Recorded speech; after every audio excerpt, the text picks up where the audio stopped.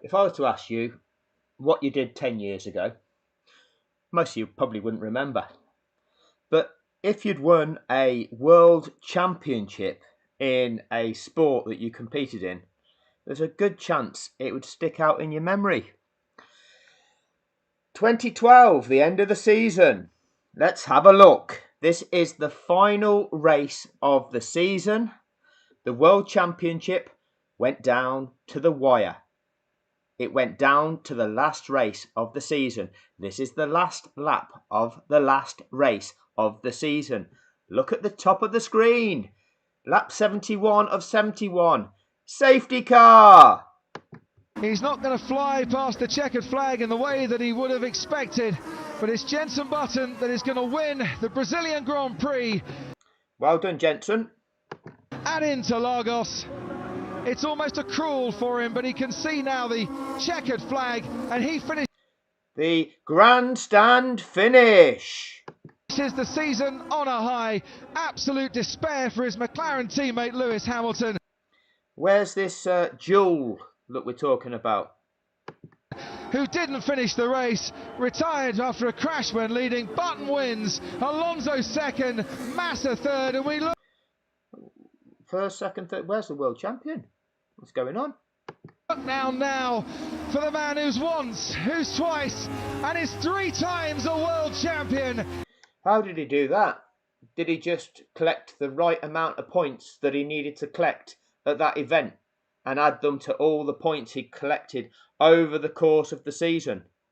But because you got to the last event and you needed to collect a certain number of points to become champion, that's what he did and that's what he accomplished. It is Sebastian Vettel for Red Bull. 3 constructors titles in a row, 3 drivers championships in a row. There's a lot of celebration. It's not this anticlimax.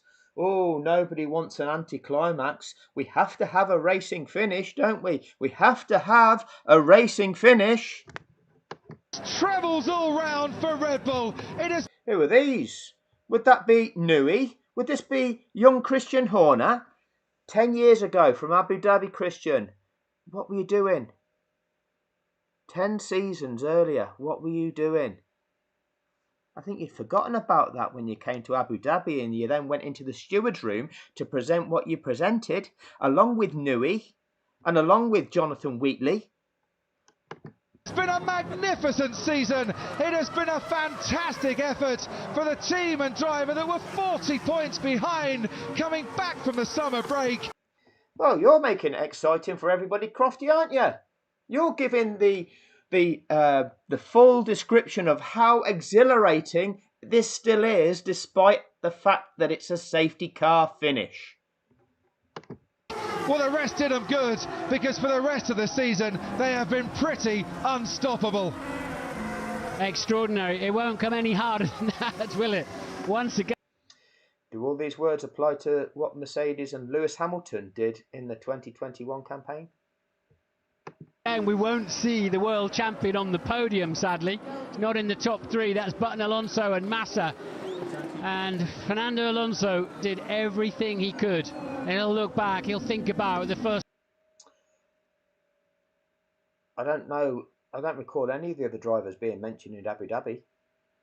3rd place, Carlos Sainz. Not even mentioned.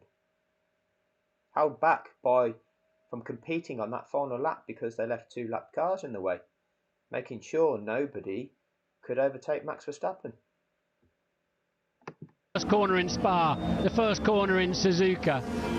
You're the world champion! You're the triple world champion, Sebastian Vettel! You are the man! You're a triple world champion! Oh my God, guys!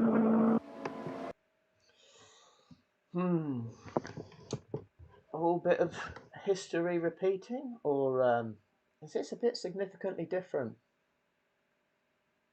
I'll leave it with you.